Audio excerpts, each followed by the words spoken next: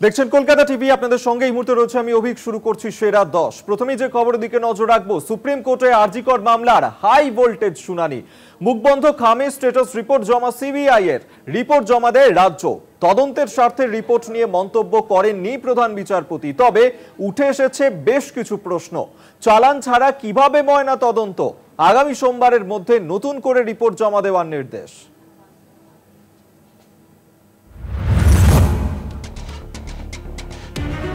আরজিকর ধর্ষণ ও খুনের মামলায় সুপ্রিম কোর্টে দ্বিতীয়বার রিপোর্ট জমা দিল সিবিআই। কি রয়েছে রিপোর্টে?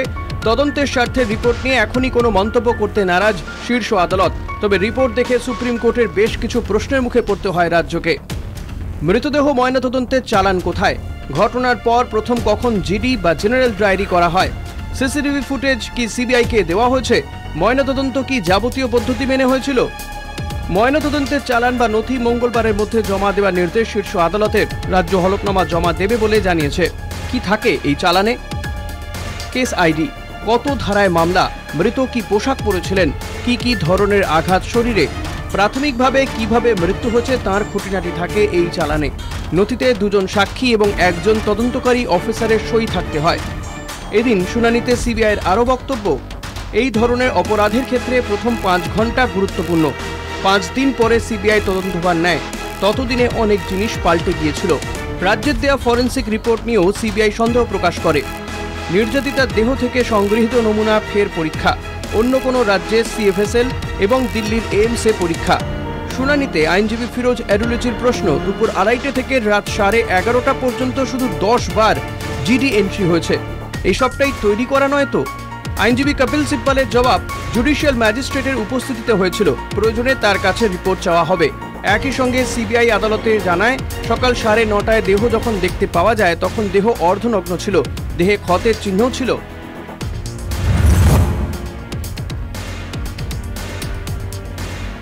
অভিযুক্তকে ঘটনাস্থলে ঢুকতে দেখা যায়। ভোর 4টে থেকে ফুটেজ থাকার কথা, সেই ফুটেজ কি দেওয়া হয়েছিল? সিবিআই জানায় 27 মিনিটের 4টে ফুটেজ দেওয়া হয়েছে। সোমবার সিবিআই দেওয়া স্ট্যাটাস রিপোর্টে মন্তব্য করেনি শীর্ষ আদালত। আগামী সোমবারের মধ্যে নতুন করে রিপোর্ট জমা দেওয়ার নির্দেশ। 17 সেপ্টেম্বর মামলার পরবর্তী শুনানি। আরজিকরের ঘটনায় লাগাতার কর্মবিরতিতে জুনিয়র চিকিৎসকরা। আন্দোলনের প্রভাব পড়ছে চিকিৎসা পরিষেবায়। এদিন রাজ্য জানায়, কর্মবিরতির জেরে 23 জনের মৃত্যু হয়েছে। মঙ্গলবার বিকেল 5টার মধ্যে চিকিৎসকদের কাজে ফেরার সময়সীমা বেঁধে দিয়েছে সুপ্রিম কোর্ট। তারপরেও কাজে না ফিরলে কড়া পদক্ষেপ নিতে পারবে রাজ্য। মন্তব্য শীর্ষ আদালতের। কলকাতা টিভি।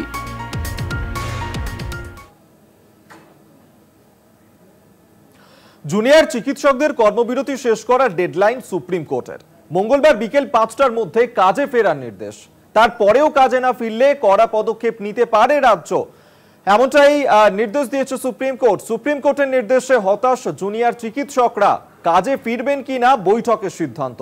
বৃহস্পতিবার স্বাস্থ্য বিষয়ক উচ্চ পর্যায়ের বৈঠকে বসতে চলেছে নবান্ন।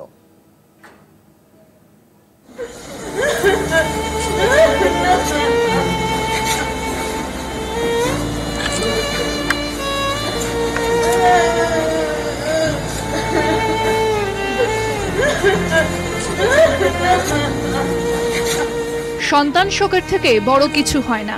নির্যাতিতার জন্য বাবা মার যে শোক, তেমনি বিক্রমকে হারিয়েও একই শোক তার মায়ের। অভিযোগ, চিকিৎসা না পেয়ে শুক্রবার আরজিকর হাসপাতালে মারা যান বিক্রম ভট্টাচার্য।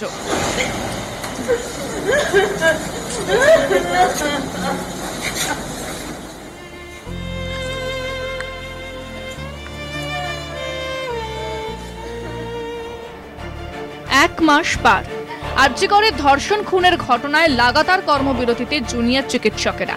এর আগে রাজ্য সরকার ও সুপ্রিম কোর্ট ডাক্তারদের কাজে ফেরার আর্জি জানায়, কিন্তু আন্দোলনকারীরা নিজেদের দাবিতে অনড় থাকে। কলকাতা পুলিশ কমিশনার বিনীত গোয়েলের পদত্যাগের দাবিতে রাতভর ধর্নায় বসে। স্মারকলিপি সহ প্রতীকী শির দ্বারা পুলিশের হাতে তুলে দেওয়া হয়।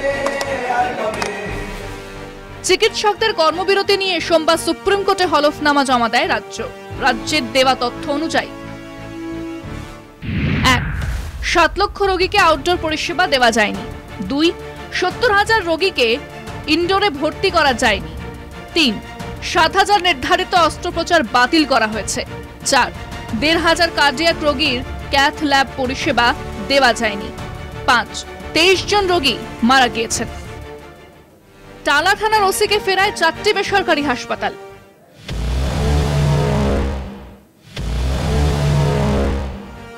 চিকিৎসকদের কাজে ফিরতে ডেডলাইন বেঁধে দেয় সুপ্রিম কোর্ট। মঙ্গলবার বিকেল 5টার মধ্যে কাজে যোগ না দিলে রাজ্য প্রয়োজনীয় ব্যবস্থা করতে পারবে বলে শীর্ষ আদালতের বক্তব্য। রাজ্য সরকারও ফের একবার চিকিৎসকদের কাজে ফেরার আর্জি জানায়। প্রয়োজনে আলোচনায় বসার কথাও বলেছেন মুখ্যমন্ত্রী।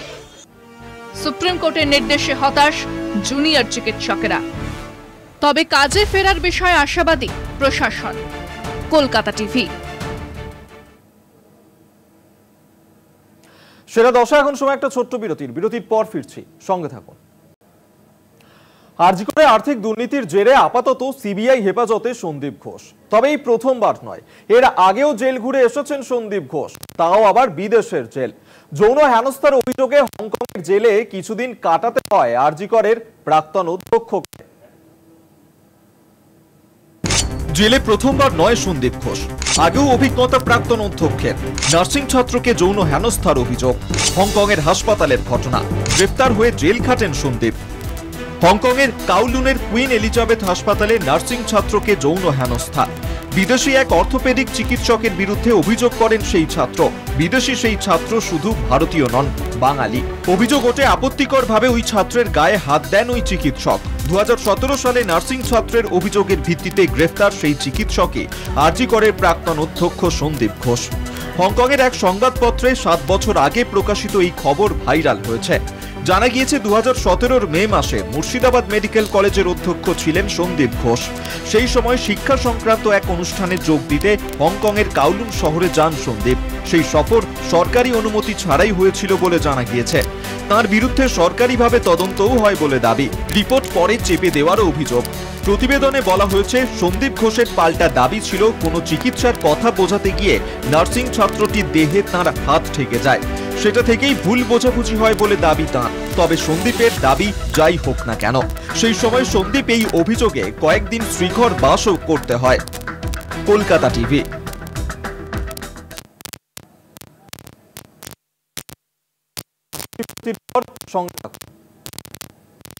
হিঙ্গলগঞ্জ ব্লক গ্রাম পঞ্চায়েতের তৃণমূল উপপ্রধান শহীদুল শেখের বিরুদ্ধে একাধিক দুর্নীতির অভিযোগে পোস্টার বিজেপি চক্রান্ত করেছে বলেই দাবি উপপ্রধানের। 5 বছর আগে মুড়ি বিক্রি করে আজ কোটি কোটি টাকার মালিক বসিরহাট মহকুমা হিঙ্গলগঞ্জ ব্লক গ্রাম পঞ্চায়েতের উপপ্রধান শহীদুল শেখের বিরুদ্ধে একাধিক দুর্নীতির অভিযোগ বিশপুর গ্রাম পঞ্চায়েত অফিসের সামনেই পড়ল পোস্টার। অভিযোগ, দুর্নীতি ও স্বজন পোষণ করে কোটি কোটি টাকার সম্পত্তি করেছেন তিনি। পোস্টারে সন্দেশখালীর শেখ শাহজাহানের ছবি। অভিযুক্ত উপপ্রধান শহীদুল্লাহ শেখের দাবি ভিত্তিহীন অভিযোগ, বিজেপি চক্রান্ত করছে। ও অনেক পুরানো পোস্টার ও মিথ্যে ছবি। ওই যারা বিজেপি করে তারা ওই এর আগে একটা প্রধান হওয়ার পরে একটা করেছিল, সেই ছবিটা আবার ছেড়েছে। শেখ শাহজাহানের সঙ্গে আমার ছবি যখন উনি ফুলফিল দায়িত্ব ছিল আমার সঙ্গে ছিল, সে উনি অ্যারেস্ট হয়েছে। আমার এই ফেসবুকে তার ছবি আমার ছিল, স্ক্রিনশট মেরে রেখেছে, সেইটা বারে একই ছবি দিয়ে এইসব করতে যাচ্ছে। ওটা চলে? দুর্নীতি ইস্যুতে বিজেপির নিশানায় তৃণমূল। এত টাকা আসে কোথা থেকে? করাপশন। তৃণমূল করাপশনের সঙ্গে আর তৃণমূলের কোনো পার্থক্য নেই, এরা একে অপরের পরিপূরক। আগামী দিনে হিঙ্গলগঞ্জ বিধানসভার মানুষ বৃহত্তর আন্দোলনের নাম। একদিকে চড়ছে আরজিকর কাণ্ডে আন্দোলনের ঝাঁঝ। এই পরিস্থিতিতে শাসক দলের নেতাদের বিরুদ্ধে দুর্নীতির অভিযোগে সরব বিরোধীরা। অস্বস্তিতে কি তৃণমূল? বসিরহাট থেকে সঞ্জিত চক্রবর্তীর রিপোর্ট, কলকাতা টিভি।